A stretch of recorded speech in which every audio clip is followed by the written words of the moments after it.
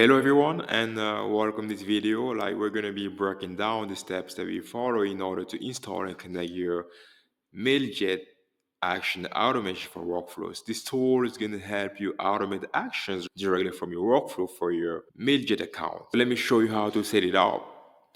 Inside your sub account, come down here at the app marketplace. There you go. You search for the app. You go at install, allow and install. You have two keys required, like the public API key and the private API key. So how do we get them? Before we go any further though, you have some smart cues here, which are going to show you how to get all those keys. But let's do it together. Let's switch to our Mailjet account. Here on the drop down, account settings, we come down here at the API key management, generate secret key, and there you go. We have the API key and the secret key. So let's copy the API key, we switch back, we paste it, we go back and copy the secret, we paste it, we continue. You just have to select the plan, you confirm, and you go on complete installation. After that, you guys are ready to go.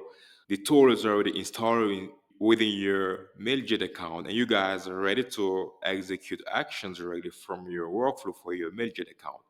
This is very amazing. And if you ever have any question, feel free to reach out. We have a very dedicated team who is also available 24/7. Thank you for watching this video, guys.